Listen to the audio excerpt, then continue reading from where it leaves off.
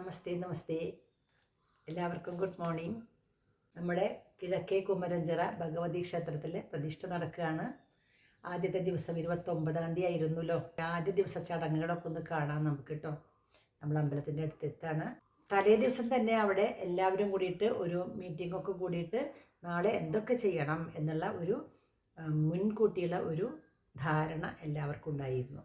അതിനുശേഷം അവർ അന്ന് വൈകുന്നേരം തന്നെ എല്ലാ ചേരാതുകളൊക്കെ ഈ ക്ഷേത്രത്തിന് ചുറ്റുമുള്ള വിളക്കുമാടത്തിൽ സ്ഥാപിച്ചു. പിറ്റേ ദിവസം രാവിലെ പ്രാസാദ പരിഗ്രഹമാണ്. പ്രാസാദം എന്ന് വെച്ചാൽ മാളിക എന്നർത്ഥം. മാളിക വെച്ചാൽ ഇവിടുത്തെ മാളിക ക്ഷേത്രമാണ്.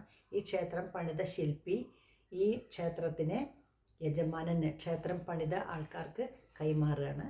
അത് കഴിഞ്ഞാൽ അടുത്തത് അവരതിനെ തന്ത്രിക്ക് ഏൽപ്പിക്കും. പിന്നെ തന്ത്രിയാണ് അവിടുത്തെ എല്ലാ കാര്യങ്ങളും നോക്കുക. ആദ്യത്തെ ചടങ്ങ് പ്രാസാദ പരിഗ്രഹം.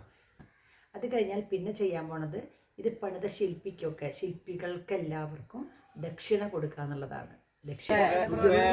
വേറൊരു കാര്യം പറഞ്ഞതേ, നമ്മളിപ്പോ തെക്കേ നടയെന്ന് വടക്കേ നടയെന്ന് എനിക്ക് പറയാൻ കാരണം എന്താ വെച്ചാൽ നമ്മൾ വടക്കേ നടയിൽ കൂടെ ഇറങ്ങി ഇപ്പൊ നമ്മൾ നിന്ന് തൊഴുന്ന ഭാഗം ഉണ്ടല്ലോ, മുളറയുടെ ആ ഭാഗം ഉണ്ടല്ലോ, അപ്പൊ അവിടെയാണ് ഏകദേശം പ്രസാദം കൊടുക്കാനുള്ള ഒരു ഇത്. അപ്പൊ നിങ്ങൾ വീണ്ടും ഒരു പ്രദർശനം കൂടി വെച്ച് വരുന്ന അത്രയുള്ള ഒരു പ്രായോഗിക നമുക്ക് യാതൊരു ബുദ്ധിമുട്ടില്ല. ആൾക്കാരെ പരമാവധി തൊഴിക്കുന്നത് തന്നെയാണ്. പറ്റും, എല്ലാ സമയത്തും പറ്റില്ല. അതായത് ഇപ്പൊ ഒരു മണ്ഡപത്തിൽ പൂജ നടക്കുന്ന സമയങ്ങളുണ്ട്, ഹോമങ്ങൾ നടക്കുന്ന സമയമുണ്ട്. അപ്പൊ ആ സമയത്ത് ഇത് പറ്റില്ല, ഹോമം തൊഴിലേ പറ്റുള്ളൂ. ഈ ഹോമം കലശാഭിഷേകം കഴിച്ചു കഴിഞ്ഞാൽ എല്ലാ ദിവസവും ഇപ്പൊ ഈ ഉച്ചപൂജയ്ക്ക് നേദ്യം കഴിഞ്ഞാൽ കയറി തൊഴില്ല എല്ലാവരും. അതേപോലെ എല്ലാവർക്കും കയറി തൊഴാൻ പറ്റില്ല. അത് ഓരോ ദിവസത്തെ ചടങ്ങുകളിലനുസരിച്ചിട്ടുള്ള വ്യത്യാസത്തിൽ ഇതുണ്ടാവും. പരമാവധി തലേ ദിവസം ഒന്ന് പറഞ്ഞു പോവാം. പ്രസാദം കൊടുക്കൽ വടക്കേ ഭാഗത്താണെന്നുണ്ടെങ്കിൽ അത് മറ്റേ ആദ്യം പറഞ്ഞു തന്നെയാണ് നല്ലത്. പ്രസാദം കൊടുക്കൽ ഇവിടെ ഈ ഭാഗത്താണെങ്കിൽ മുമ്പില്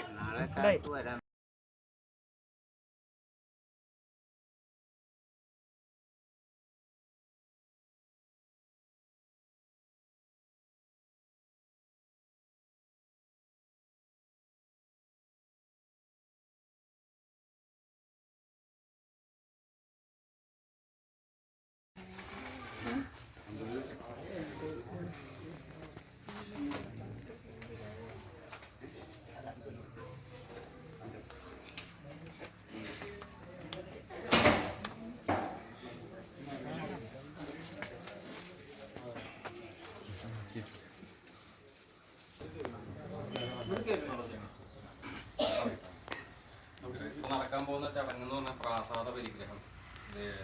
ഭഗവതി കുടികൊള്ളുന്ന സ്ഥലത്തിനെയാണ് പ്രാസാദം എന്ന് പറയുക, ഗർഭഗൃഹം. അത് നമ്മൾ കേടുപാടുകളൊക്കെ ഉണ്ടായിക്കഴിഞ്ഞാൽ അതൊക്കെ മാറ്റി ഇപ്പോൾ പുനർനിർമ്മിച്ചപ്പോൾ നമ്മൾ ഭഗവതിയെ വേറൊരു സ്ഥലത്തേക്ക് മാറ്റി. ഇപ്പോൾ സ്ഥിരം താൽക്കാലിക ഗൃഹം വിട്ട് ഗർഭഗൃഹം സ്ഥിരം ആയിട്ടുള്ള ഒരു ഗൃഹത്തിലേക്ക് നമ്മൾ ഭഗവതിയെ മാറ്റുകയാണ്. അതിന് മുമ്പായിട്ട് പണികളൊക്കെ ഉണ്ടായതുകൊണ്ട് അതിൻ്റേതായിട്ടുള്ള ശുദ്ധീകരണങ്ങളൊക്കെ നടത്താനുണ്ട്. അതിന് മുമ്പായിട്ട് ഇത് പണിത ശില്പിയെയും അവരെയൊക്കെ സന്തോഷിപ്പിക്കുക എന്നുള്ളതാണ് പ്രാധാന്യം അതിൻ്റെ. അതിനു മുമ്പായിട്ടത് ഉടമസ്ഥര് യജമാനര് ഈ ക്ഷേത്രത്തിൻ്റെ അധികാരികൾ ആരാണോ അവരത് ഏറ്റുവാങ്ങി അത് തന്ത്രിക്ക് സമർപ്പിക്കണം. അതാണ് ഇതിൻ്റെ ചടങ്ങിൻ്റെ ഏറ്റവും കുറഞ്ഞ സംഗ്രഹം. അതിനായിട്ട് ആദ്യം ശില്പി ചടങ്ങിനാൽ ഒന്ന് തൊട്ട് ഉടമസ്ഥർക്ക് കൈമാറും. അപ്പോൾ ഉടമസ്ഥർ അത് ഏറ്റുവാങ്ങിക്കഴിഞ്ഞാൽ പിന്നെ തന്ത്രി തൊടുമ്പോൾ ഉടമസ്ഥർ കൈയെടുക്കണം. തന്ത്രി തൊടുന്നതിന് മുമ്പ് കൈയെടുക്കണം. അങ്ങനെ അതാണ് എൻ്റെ ചടങ്ങ്. അപ്പോൾ തന്ത്രി ഏറ്റുവാങ്ങിക്കഴിഞ്ഞാൽ പിന്നെ തന്ത്രിയുടെ ഉത്തരവാദിത്തമാണ് കാലാകാലം അത് നോക്കിപ്പോരണമെന്നും കേടുപാടുകളൊന്നും കൂടാതെ ഒന്നും സംഭവിക്കാതെ വൃത്തിയായിട്ടും കേടുകളൊന്നും പറ്റാതെ സംരക്ഷിക്കണം എന്നൊക്കെ ഉള്ളത് തന്ത്രിയുടെയും ബാക്കി നിങ്ങളുടെയും എല്ലാവരുടെയും ഭക്തജനങ്ങളുടെയും ഇവിടെ പ്രവർത്തിക്കുന്നവരുടെയും എല്ലാവരുടെയും ഉത്തരവാദിത്തമാണ്. അപ്പം അതിനായിട്ട് ഭഗവതിയോട് നല്ലോണം പ്രാർത്ഥിക്കുക. ഇവിടെ കൂടി നിൽക്കുന്ന ഭക്തജനങ്ങളുടെ സഹകരണം എല്ലാം ഉണ്ടാവണം.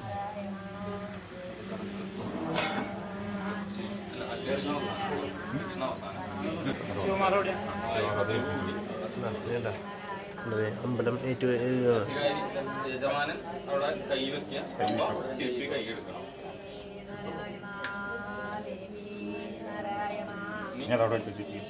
തന്ത്രി തൊടും, അപ്പോഴേക്കും കൈയെടുക്കണം കേട്ടോ.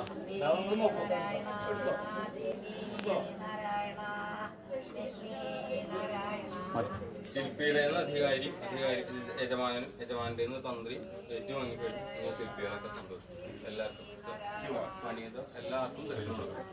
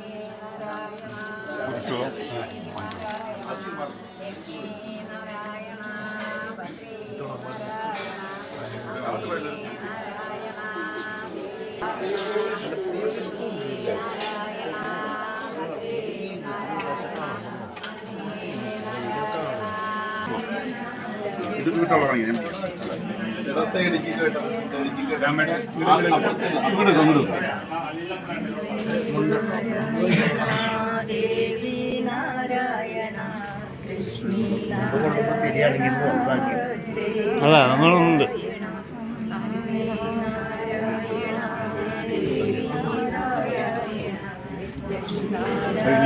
അതിന് കഴിഞ്ഞില്ലേ? ചടങ്ങ് കഴിഞ്ഞില്ലേ? ഇപ്പോഴത്തെ കഴിഞ്ഞു.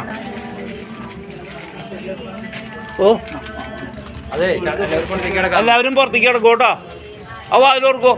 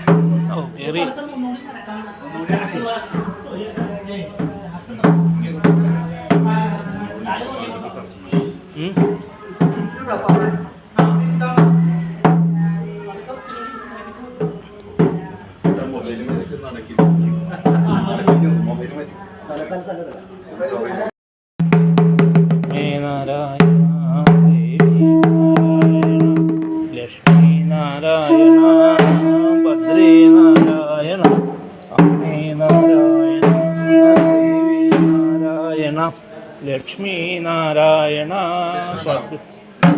പ്രദക്ഷിണ ഉണ്ടോ?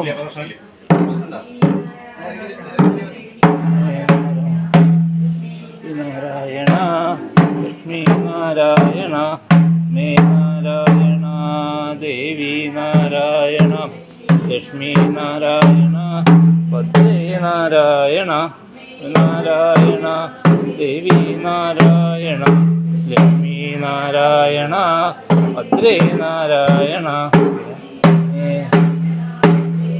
നാരായണ ലക്ഷ്മി നാരായണ നാരായണ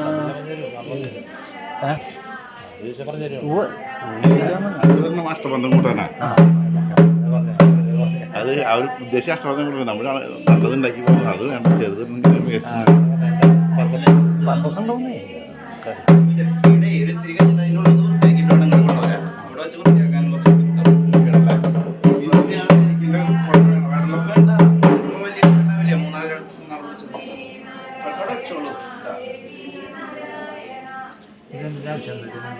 ഇതേ അത് കയറ്റണമെങ്കിൽ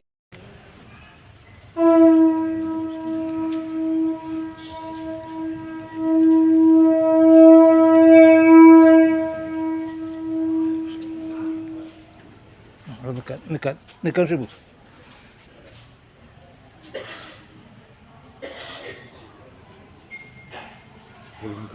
നിൽക്കാൻ പറഞ്ഞു.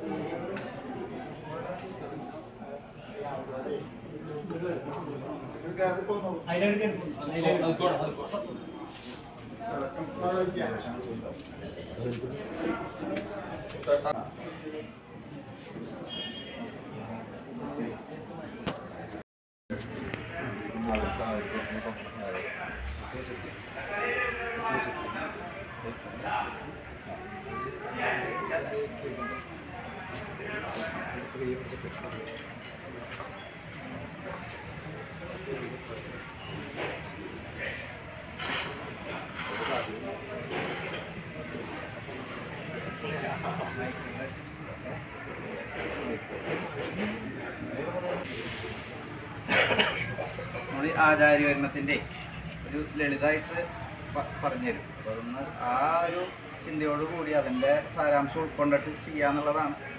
അത് എടുത്ത് പിടിച്ചു നോക്കാം.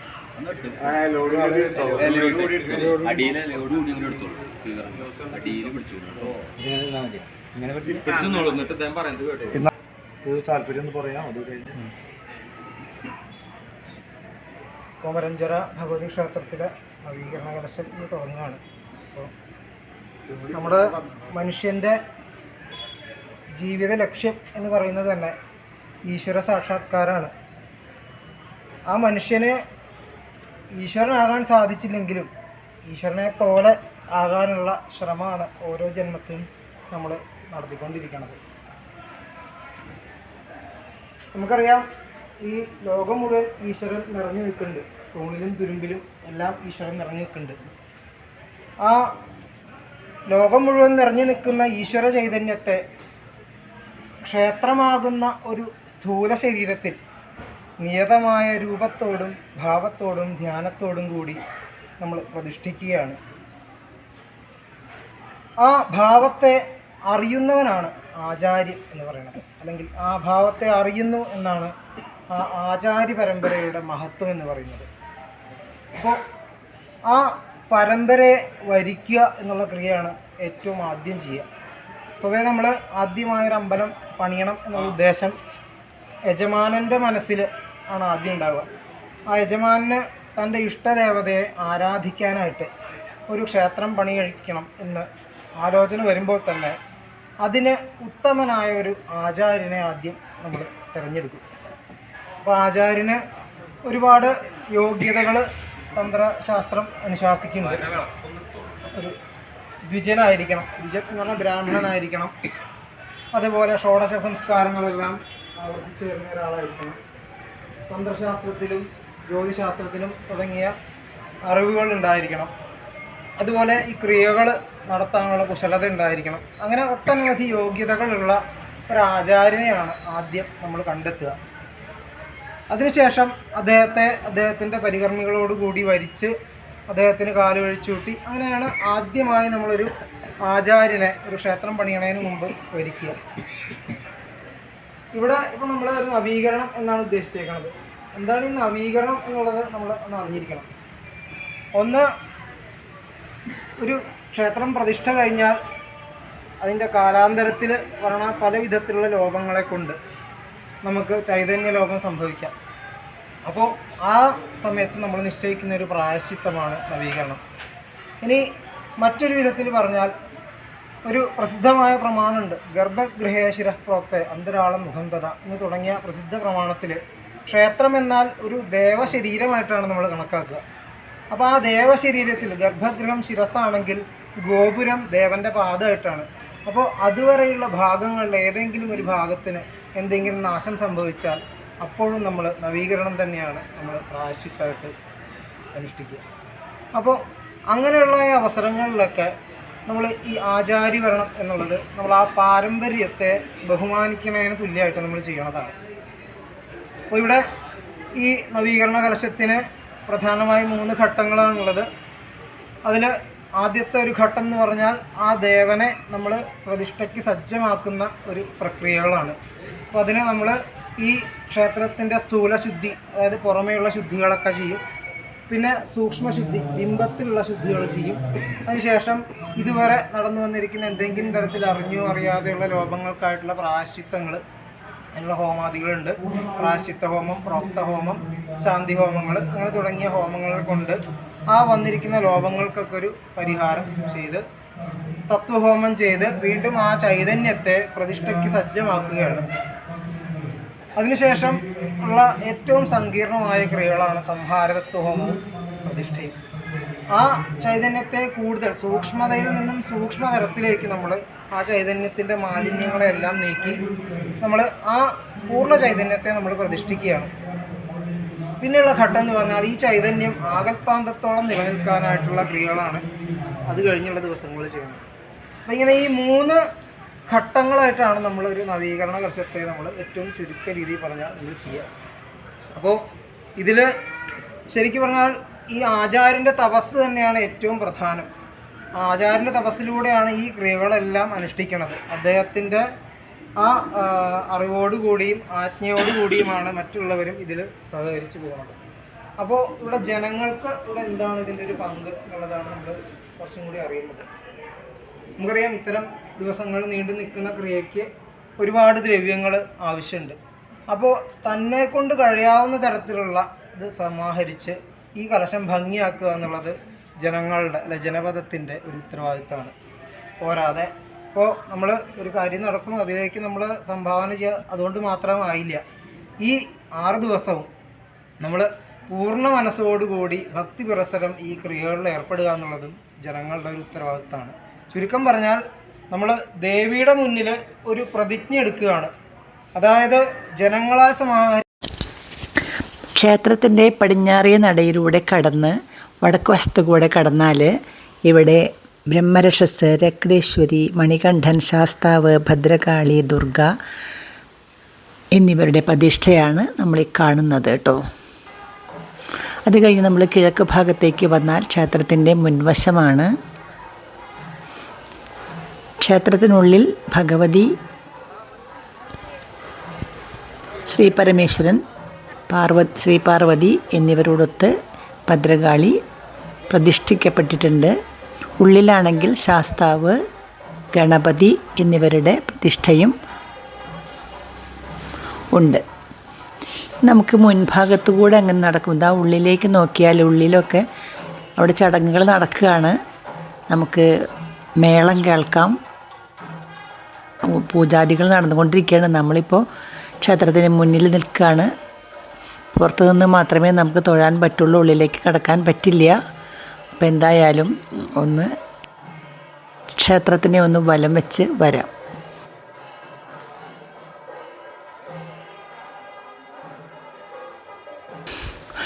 ഇപ്പം നമ്മൾ ക്ഷേത്രത്തിൻ്റെ തെക്ക് വശത്തെത്തി. ഇതിലേ ഇങ്ങനെ പോയാൽ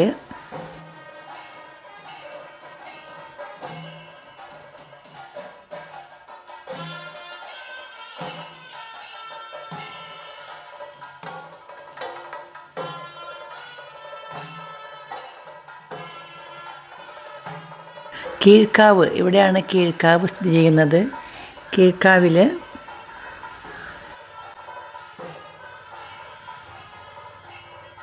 നവീകരിച്ചതാണ് ഇതും. ഇപ്പോൾ കീഴ്ക്കാവിൽ കോതേങ്ങലത്ത് കാരണവർ, കല്ലാട് കുറുപ്പ്, മൂത്ത വെളിച്ചപ്പാട്, മച്ചിങ്ങപ്പണിക്കർ എന്നിവരുടെ പ്രതിഷ്ഠയാണ് ഈ കീഴ്ക്കാവിൽ. നേരെ മുന്നിൽ ഇവിടെ ഈ ആൽത്തറയിൽ നാഗരാജാവ്, നാഗയക്ഷി, ചിത്രകൂടക്കല്ല്.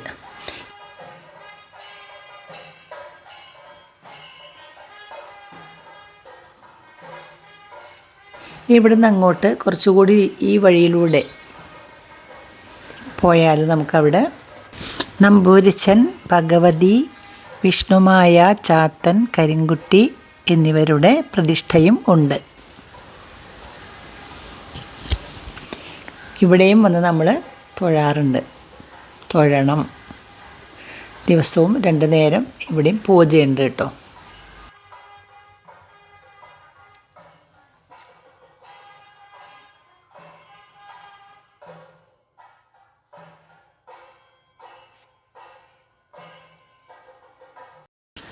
പ്രതിഷ്ഠാദിനത്തോടനുബന്ധിച്ച് സാംസ്കാരിക പരിപാടികളും ക്ഷേത്രാങ്കണത്തിൽ നടക്കുന്നുണ്ട്. സ്ത്രീകളുടെ കൈകൊട്ടിക്കളിയാണ് നമ്മളിപ്പോൾ കാണുന്നത്. അക്ഷരപ്പൂനില ഉള്ളിൽ കൊളുത്തിയ അന്ധത നീക്കിയ പുണ്യം, അറിവിന്റെ ലോകത്ത് പിച്ച നടത്തിയ അജ്ഞത മാറ്റിയ സത്യം, ഗുരുനാഥരാണെന്റെ ഭാഗ്യം, ആ ഗുരുനാഥരാണെന്റെ ദൈവം. സത്യവും ധർമ്മവും നീതിമൂല്യങ്ങളും മുറുകെ പിടിച്ചുകൊണ്ടേറ്റം ആത്മാഭിമാനികളായി ജീവിച്ചോരാ ഗുരു ശിഷ്യ ബന്ധമാഹാത്മ്യം, കഠിനമാകുന്നൊരു ജീവിതയാത്രയ്ക്കു ചോദനയേകുകയായി. അറിയുന്നു ഞാനാ ഗുരുത്വം പകർന്നൊര ഗുരുനാഥരാണെന്റെ ഭാഗ്യം, ആ ഗുരുനാഥരാണെന്റെ ദൈവം, ആ ഗുരുനാഥരാണെന്റെ ദൈവം, ആ ഗുരുനാഥരാണെന്റെ ദൈവം.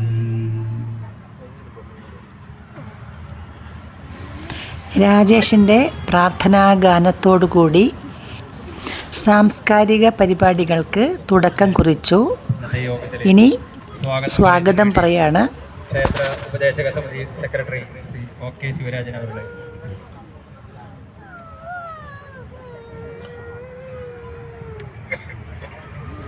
വേദിയിലും സദസ്സിലുമുള്ള വിശിഷ്ട വ്യക്തികളെ, നന്ദിപുരം കിഴക്കേ കുമരഞ്ചര ഭഗവതി ക്ഷേത്രത്തിലെ വളരെ വളരെ വളരെ പ്രധാനപ്പെട്ട ഒരു ദിവസമാണ് ഇന്ന്. നമുക്കറിയാം 2018 ഒരു പ്രളയം വന്നപ്പോൾ ഈ ക്ഷേത്രം മുഴുവനായിട്ട് മുങ്ങിപ്പോയിട്ടുള്ളതാണ്. കാലപ്പഴക്കം അതിനെ ഒരുപാട് ബാധിച്ചിരുന്ന സമയത്താണ് ഈ പ്രളയം കൂടി വന്ന് ബാധിച്ചത്. അപ്പോൾ പിന്നീട് നമ്മൾ ഇതിൻ്റെ പുനർനിർമ്മാണം, വലിയമ്പലമൊക്കെ നമ്മളൊരു പുനരുദ്ധാരണമൊക്കെ നടത്തിയെങ്കിലും ശ്രീകോവിലുമേ നമ്മൾ തൊട്ടിട്ടുണ്ടായിരുന്നില്ല. അതിന് പല പല പ്രശ്നങ്ങൾ അതിനുണ്ടായിരുന്നു. സാങ്കേതികമായിട്ടും പിന്നെ നമ്മുടെ മാനസികമായിട്ടുള്ള ചില പ്രശ്നങ്ങളൊക്കെ എല്ലാവർക്കും ഉണ്ടായിരുന്നു. ഒരു ശ്രീകോവിൽ പൊളിച്ചു മാറ്റുക എന്ന് പറയുമ്പോൾ ഉണ്ടാകുന്ന ഒരു മാനസിക വിഷമങ്ങൾ, അത് പുതുക്കി നിർമ്മിക്കാനാണെങ്കിൽ പോലും അത് പൊളിക്കേണ്ട എന്നുള്ളൊരു ചിന്ത ഒരുപാട് ആളുകളിലുണ്ടായിരുന്നു. അപ്പോൾ നമ്മളതിന് ദൈവഹിതം തന്ത്രിയുമായി ആലോചിച്ചിട്ട് നമ്മുടെ പത്മനാഭ ശർമ്മ താമ്പൂല പ്രശ്നം നടത്തി അതിൻ്റെ വിധിക്രിയകളൊക്കെ നിവർത്തിക്കുന്ന നമുക്ക് പഴങ്ങാപ്പറമ്പിൽ ഉണ്ണികൃഷ്ണൻ തിരുമേനിയുടെ പ്ലാനും പിന്നെ ദേവസ്വം ബോർഡിൻ്റെയും നമ്മുടെ നാട്ടുകാരുടെയൊക്കെ അകമഴിഞ്ഞ സഹകരണത്തോടു കൂടി ഈ ക്ഷേത്രം ഇന്ന് നമുക്ക് സമർപ്പിക്കാനായി. ഉദ്ഘാടന കർമ്മം ബഹുമാനപ്പെട്ട MLA ശ്രീ KK രാമചന്ദ്രൻ അവർകൾ നിർവഹിച്ചു. ഭദ്രദീപം കൊളുത്തി എല്ലാവരും അതിൽ പങ്കുകൊണ്ടു. സംഗീത സംവിധായകൻ ശ്രീ വിദ്യാധരൻ മാസ്റ്ററും വിശിഷ്ടാതിഥിയായിരുന്നു.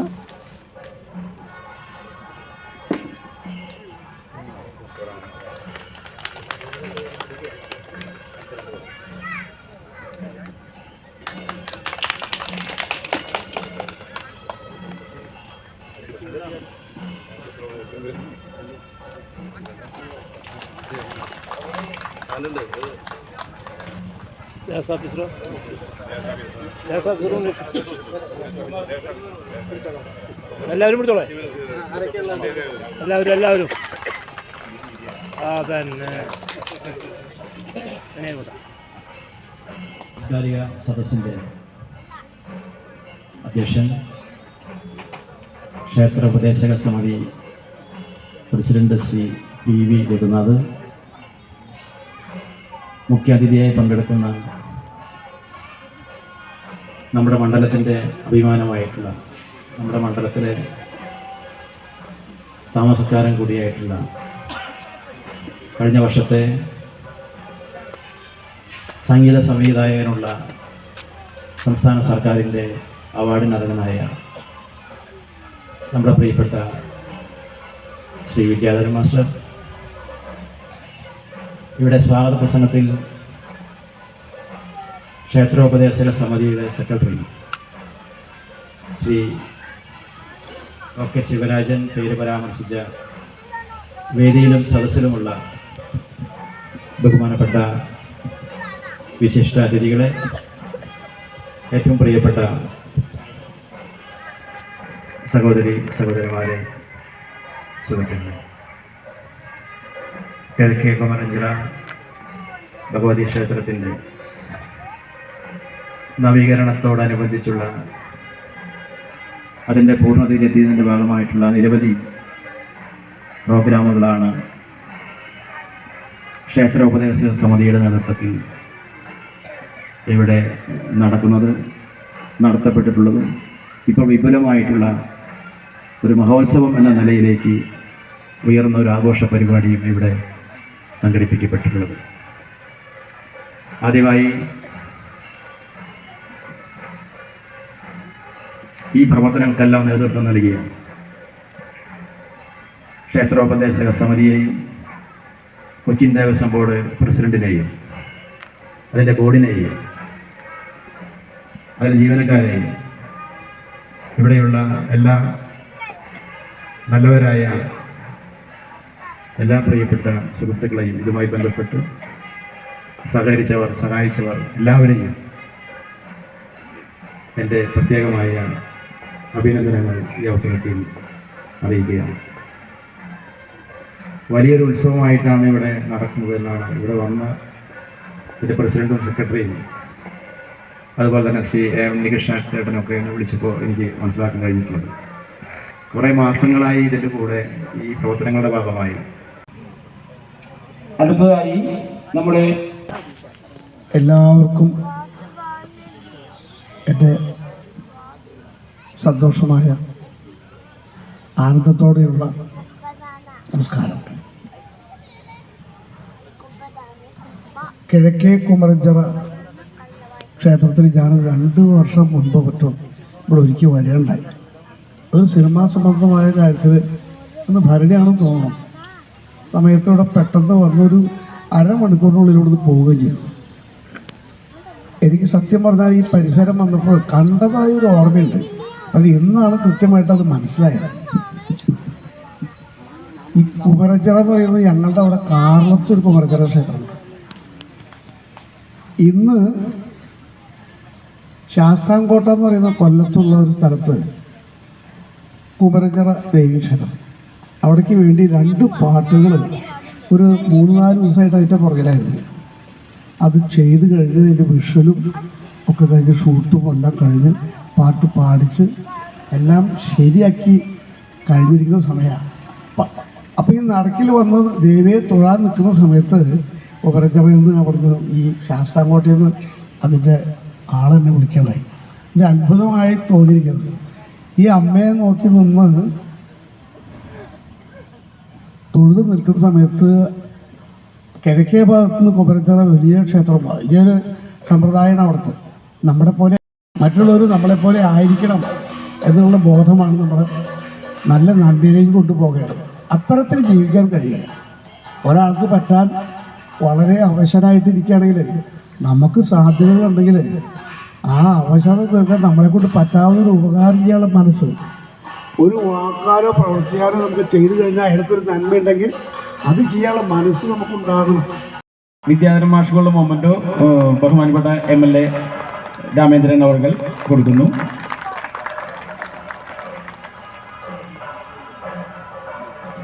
നമ്മുടെ ക്ഷേത്ര ശില്പി ശ്രീ ശിവകുമാർ ഷൊർണൂർ, അദ്ദേഹത്തിനുള്ള മൊമെന്റോ നമ്മുടെ ക്ഷേത്ര ഉപദേശക സമിതി പ്രസിഡന്റ് ശ്രീ PV രഘുനാഥ് നൽകുന്നു.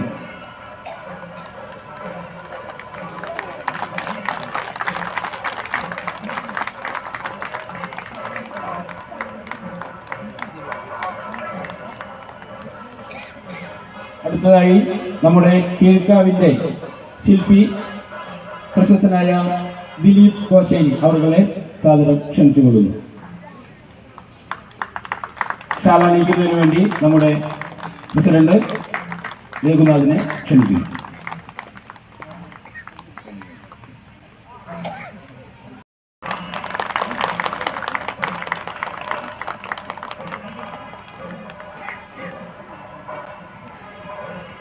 അടുത്തതായി വിദ്യാധരൻ മാഷെ ആദരിക്കുന്നതിന് വേണ്ടി ബഹുമാനപ്പെട്ട നമ്മുടെ MLA ശ്രീ രാമചന്ദ്രൻ അവരുടെ സാദരം ക്ഷണിച്ചുകൊള്ളുന്നു.